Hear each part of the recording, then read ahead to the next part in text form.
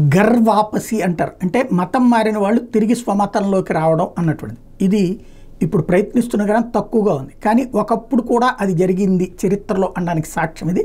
శివాజీ అనుచరుల్లో నేతాజీ పాల్కర్ ఒకడు, పురందర్ కోటకు సంరక్షకుడుగా ఉండేవాడు. అట్లాంటి వాడిని లొంగ తీసుకుంటే శివాజీ కుంగిపోతాడని భావించి ఔరంగజేబు తన సేనాని దిలావర్ ఖాన్ని పంపి మోసపూరితంగా పాల్కర్ని బంధించేశాడు. అంతేకాదు అతన్ని మతం మార్చి మహమ్మద్ కులీ ఖాన్ అని పేరు కూడా పెట్టాడు. తర్వాత కులీ ఖాన్ని ఆఫ్ఘనిస్తాన్లో యుద్ధానికి పంపాడు. ఇంతలో శివాజీ ప్రాబల్యం దక్షిణ భారతం అంతటా పెరుగుతుండటంతో ఆందోళన చెందిన ఔరంగజేబు అతను అదుపు చేయడానికి కులీ ఖాన్ని పంపాలనుకున్నాడు. ఒకప్పటి శివాజీ అనుచరుడిగా కులీ ఖాన్కు అన్ని అనుపాలనలు తెలుస్తాయని ఔరంగజేబు భావించాడు. కులీ ఖాన్ నాయకత్వంలో పెద్ద సైన్యం బయలుదేరింది.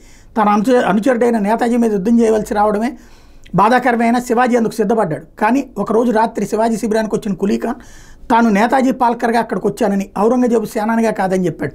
తనను హిందూ ధర్మంలోకి తిరిగి తీసుకుని హిందూ సామ్రాజ్య రక్షణ బాధ్యత పంచుకునే అవకాశం కలిగించమని ప్రాధేయపడ్డాడు. మనసు గ్రహించిన శివాజీ శాస్త్రోక్తంగా తన హిందూ మతంలోకి తిరిగి తీసుకురావడమే కాకుండా తన దగ్గర బంధువుల అమ్మాయిని ఇచ్చి వివాహం చేశాడు. ఆ విధంగా పునరాగమనానికి నాంది పలికాడు.